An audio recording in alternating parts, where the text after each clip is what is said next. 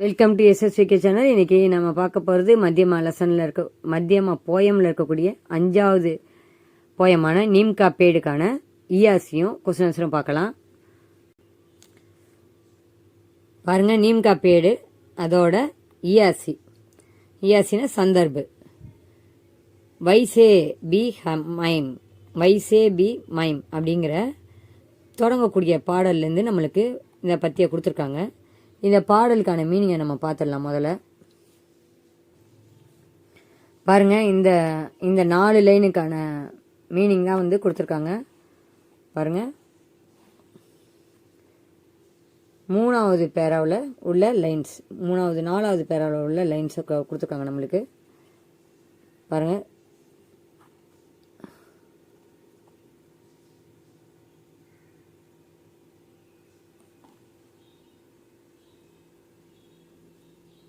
வைசே B mime ரோஜ் பைட்தா, நான் தினமும் உட்காருவேன் அங்கே. இஸ்கி சாயா கே நீச்சே, இதனுடைய நிழலின் கீழே. கேலா கர்த்தா ஆங்கு மிச்சௌனி, ஆங்கு மிச்சௌனினா கண்ணாமூச்சியை விளையாடுவேன். கபி கபி அப்பப்போ, ஆங்கேம் மீச்சே கண்ணை மூடுவேன். அப்பப்போ கண்களை மூடுவேன். அதாவது அவர் வந்து அப்பப்போ வந்து அங்கே படுத்துக்கிட்டு கண்ணை மூடிட்டு உட்காருவேன் அப்படிங்கிறத சொல்கிறாருங்க. இப்போ வந்து நம்ம இந்த லைன்ஸ் நம்ம பார்த்தோம்னாலே இதில் பாருங்கள், இந்த சாயா, நீச்சே, கேலா, ஆங்க், மிச்சௌனி இதெல்லாம் வந்து இந்த ஸ்பெல்லிங்ஸ் எல்லாம் உங்களுக்கு மறந்து போயிட்டா கூட இந்த பேராகிராஃபை நீங்கள் வந்து இந்த ஸ்டான்ஸாவை நீங்கள் ஞாபகம் வச்சுக்கிட்டிங்கன்னா, இது வந்து பார்த்து இந்த லைனுக்கு கொஞ்சம் மீனிங் தெரிஞ்சு வச்சுக்கிட்டிங்கனாலே இதெல்லாம் வந்து ஈஸியாக எழுதிடலாம். இந்த ஸ்பெல்லிங்கும் உங்களுக்கு ஈஸியாக ஞாபகம் வந்துடும்.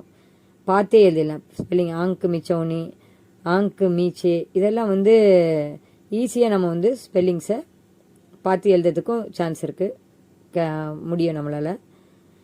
இந்த லைன்ஸோட மீனிங் தெரிஞ்ச நம்ம பாவர்பை ஈஸியாக எழுதிடலாம். சரிங்களா? வைசேபி மைம் அப்படிங்கிற பாட்டிலேருந்து நம்ம இப்போ தான் அந்த பேராவை பார்த்தோம். அந்த பேராவுக்கான ஸ்டான்ஸாக்கான மீனிங்கை பார்த்தோம். ஸ்டான்ஸா மீனிங் தெரிஞ்சாலே உங்களுக்கு இதை ஈஸியாக எழுதலாம். இதில் வந்து சந்தர்பில் வந்து நம்ம எழுத போகிறது அந்த பாட்டி எந்த போயம்லேருந்து வந்து இருக்குது, அதுக்கப்புறம் அதை எழுதினவர் யார் அப்படிங்கிறத நம்ம எழுத போகிறோம். யக பத்தியாஸ், இந்த பத்தி நீம்கா பேடு நாம கவிதாசே லியாகயக, வேப்பமரம் என்ற பெயருடைய கவிதையிலிருந்து எடுக்கப்பட்டுள்ளது. இஸ் கவிதா கே கவி ஹைன், இந்த கவிதையின் கவிஞர் ஸ்ரீ சோகன்லால் துவேதி. ஸ்ரீ சோகன்லால் துவேதி, வா போட்டிருக்காங்க, வா மேலே வி. சரிங்களா? இதை வந்து இத்துன்னு படிக்கக்கூடாது, இது வா, துவேதி. சரிங்களா? துவேத்தின்னு படிக்கணும். சோகன்லால் துவேதி. பாவர்துனாக பொருள் விளக்கம். இன் பத்தியோம் கே துவாரா கவி கவிதேகம், இந்த பத்தியின் மூலமாக கவிஞர் சொல்கிறார். துவாரான மூலமாக, இந்த பத்தியின் மூலமாக கவி கவிதேகம் கவிஞர் சொல்கிறார். கவிஞர் சொல்கிறார், வே अपने घर के सामने लगे नीम के पेड़ की छाया में आंख बंद करके बैठ जाते थे. என்ன சொல்றாரு? அவர் தன்னுடைய வீட்டின் முன்னால் வளர்ந்திருக்கும் லகே, சாம்னே லகே, வீட்டின் முன்னால் வளர்ந்திருக்கும் நீம்கே பேடிக்கு, வேப்ப மரத்தின், சாயா மேம் நிழலில், அங்கு பந்த் கர்க்கே கண்களை மூடிக்கொண்டு, பைட்டு ஜாத்தே உட்கார்ந்திருப்பேன். இஸ் பேடுக்கே பீச்சே, இந்த மரத்தின், பீச்சே பின்னால், சிப்புகர் ஒளிந்து கொண்டு, அப்னே தோஸ்தோம் கே சாத் தன்னுடைய நண்பர்களுடன், ஆங்கு மிச்சௌனி பி கேள்தே, ஆங்கு மிச்சௌனினா கண்ணாமூச்சி, ஹைட் அண்ட் சீக் விளையாட்டு. ஆங்கு மிச்சோனி பி கேல்தே தே, கண்ணாமூச்சி விளையாட்டுகளும் விளையாடினேன். இப்போ இந்த பாருங்க, இதில் ஆங்கு மிச்சோனின்னு வருது. இதே தான் போயம்லேயே நம்மளுக்கு கொடுத்துருக்காங்க. அப்போ அந்த போயமில் இருக்க ஸ்பெல்லிங்கை வந்து நம்ம எடுத்து இங்கே எழுதிக்கலாம். மறந்து போனால் கூட நம்மளுக்கு ஒரு அந்த போயமை படிக்கிறதுனால ஒரு நம்மளுக்கு நன்மை இருக்கு இல்லையா? அதனால தான் போயமை கொஞ்சம் படிங்க அப்படின்னு சொல்கிறேன். போயமை கொஞ்சம் ஒரு 4 லைனை வந்து கொஞ்சம் அதுக்கு மீனிங் பார்த்துக்கிட்டிங்கன்னா உங்களுக்கு இந்த பாவர்பு எழுதும் போது ரொம்ப யூஸ்ஃபுல்லாக இருக்கும். நெக்ஸ்ட்டு பாருங்கள், இதிலே வந்து கைசே தன்யவாதுகும் தூங், எப்படி நன்றி சொல்வேன் அப்படிங்கிற ஆரம்பிக்கிற ஸ்டான்ஸாவிலேருந்து கொடுத்துருக்காங்க. நம்ம அந்த ஸ்டான்ஸாவை பார்ப்போம். முதல்ல இந்த பாருங்கள், லாஸ்ட் பேராகிராஃப் கொடுத்துருக்காங்க. கைசே தன்யவாத் தூங் உஸ்கோ, எப்படி நன்றி சொல்வேன், உஸ்கோ அவருக்கு, ஜிஸ்னே ஹ யஹ் நீம் தியா, இப்படி ஒரு வேப்ப மரத்தை கொடுத்ததற்கு, முஜுக்கோ அப்பனா புத்திர மான்கர், என்னை தன்னுடைய மகனாக நினைத்து கருதி, மேரா உபகார் அசீம் கியா, என்னுடைய மேரா உபகார் எனக்கு உதவி செய்த, அசீம் கியா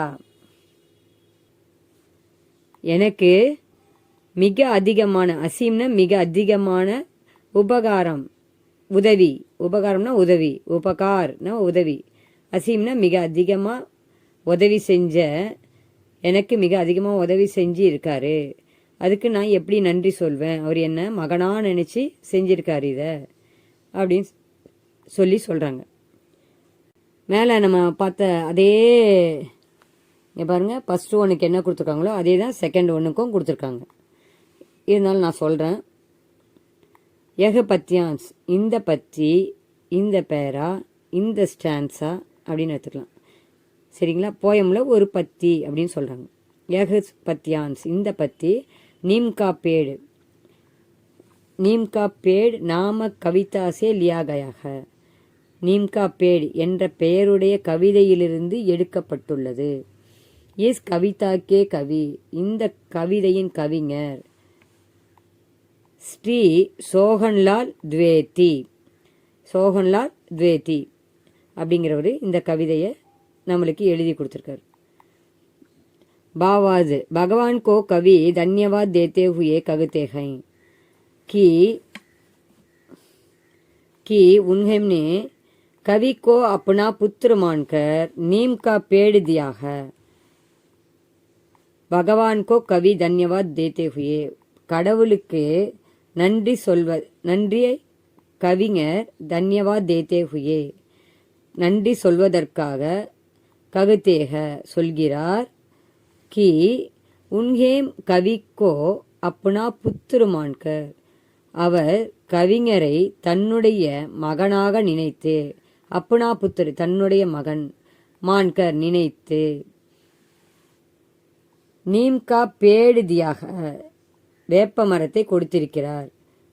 இது யஹ் உன்கா பகுத் படா உபகார்க, இது அவருக்கு மிக பெரிய உதவியாகும் அப்படின்னு கவிஞர் சொல்றார். எனக்கு ரொம்ப பெரிய உதவி செஞ்சிருக்கார் கடவுள், எனக்கு வந்து ஒரு வேப்ப மரத்தை கொடுத்திருக்கார் அப்படின்னு சொல்றார்.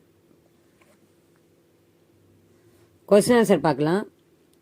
नीम का पेड़ फर्स्ट क्वेश्चन, रोज सवेरे चिड़ियांग कवि को कैसे आकर्षित करती हैं.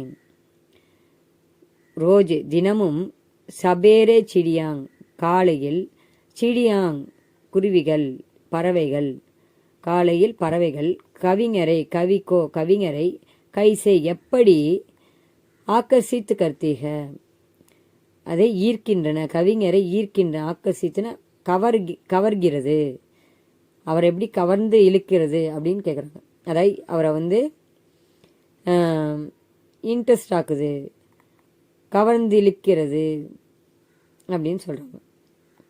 ரோஜ் சபேரே சிடியாங் பேடு பர் பைட்கர், ரோஜ் சபேரே சிடியாங் தினமும் காலையில் பறவைகள் மரத்தின் மீது உட்கார்ந்து சோர் மிச்சாக்கர் तदा गीत गाकर कवि को आकर्षित करती हैं. தினமும் காலையில் பறவைகள் மரத்தின் மீது உட்கார்ந்து சோர் மச்சாத்தி கீச் கீச் என்ற கூச்சலிடுகின்றன மற்றும் கீத் காக்கர் பாடலை பாடுகின்றன. பாடுவது கவிக்கோ கவிஞரை ஆக்கர்ஷித்துனா அவரை ஈர்க்கிறது, அவரை கவரிக்கிறது. ஆக்கர்ஷித் கர்த்திக கவர்ந்து விட்டது. सेकंड क्वेश्चन, नीम के पेड़ के प्रति कवि का विचार क्या है? नीम के पेड़ के வேப்ப மரத்தின் மீது கவிஞர் கருத்து என்ன?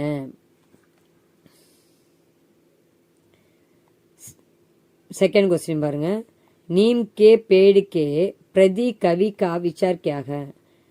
வேப்ப மரத்தின் மீது கவிஞருடைய கருத்து என்ன? நீம் கா பேடு பாக்கர் வேப்ப மரத்தை பெற்ற கவிஞர், வேப்ப மரத்தை அவருக்கு வேப்ப மரம் இருக்கு இல்லையா, அதுதான் சொல்லுங்க. நீம் கா பேடு பாக்கர் கவி अपने आप को बहुत धन्यवाद महसूस करते हैं. நீம் கா பேடு பாக்கர் வேப்ப மரம் கிடைச்சதுனால கவிஞர் தன்னைத்தானே அவர் என்ன சொல்றார்? பகூத் தன்யவாத் மிகவும் புண்ணியம் செய்தவன் என்று உணர்கிறார். மஹசூஸ் கத்தேக என்ன பண்றார்? உணர்றார். அதாவது அதை அவர் அறிஞ்சிக்கிறார் அப்படின்னு சொன்னார். அவர் புண்ணியம் செய்தவர் அப்படின்னு அவரு நினைச்சுக்கிறார். மஹசூஸ் அப்படின்னா உணர்தல் அப்படின்னு அர்த்தம். சரிங்களா? थर्ड क्वेश्चन பாருங்க, कवि नीम का पेड़ कविता के द्वारा पर्यावरण संबंधी कौन सा संदेश देते हैं? கவிஞர் வேப்ப மரத்தின் மூலமாக பர்யாவரன் சுற்றுச்சூழல் சம்பந்தமாக कौन सा संदेश देते हैं எந்த செய்தியை கொடுக்கிறார்? कवि के घर के सामने लगे नीम के पेड़ के कारण கவிஞருடைய வீட்டின் முன்னால் வளர்ந்திருக்கும் வேப்ப மரத்தின் காரணமாக சாரோம் ஓர் நான்கு புறமும் நான்கு திசையும் ஹரியாலி ஃபைலி ஹுய்க பச்சை பசேலென்று பசுமை பரவி இருக்கிறது. जिसमें पर्यावरण ரம்யை திக்தாக இதனால் சுற்றுச்சூழல் ரம்யமாக மிகவும் அழகாக காட்சியளிக்கிறது, தெரிகிறது, காணப்படுகிறது. ததா சுத்தத்து ஹவா மில்தீக மேலும் தூய்மையான காற்று கிடைக்கிறது. சரிங்களா? நெக்ஸ்ட் கொஸ்டின் பாருங்க. फोर्थ क्वेश्चन, नीम का पेड़ कविता का क्या उद्देश्य है? வேப்ப மரம் கவிதைக்கு என்ன நோக்கம் இருக்கிறது? அந்த கவிதையோட நோக்கம் என்ன அப்படின்னு கேட்குறாங்க. கவிதாக்கா கியா உத்தேசிக்காகன்னு போட்டாலும் கியா உத்தேசினாலும் ஒன்று தான். நம்ம கவிதையின் நோக்கம் என்ன அப்படின்னு எடுத்துக்கணும். इस कविता के द्वारा कवि यह कहना चाहते हैं இந்த கவிதையின் மூலமாக கவிஞர் இதை சொல்ல விரும்புகிறார். कि पर्यावरण की रक्षा के लिए சுற்றுச்சூழலை பாதுகாப்பதற்காக हमें ज्यादा पेड़ लगाना चाहिए. ஜாதா பேடுன அதிகமான மரங்களை லகானா சாகியே வளர்க்க வேண்டும். இந்த கவிதையின் மூலமாக கவிஞர் என்ன சொல்ல விரும்புகிறார்னா, சுற்றுச்சூழலை பாதுகாப்பதற்காக நாம் அதிகமான மரங்களை வளர்க்க வேண்டும் அப்படின்னு சொல்றார்.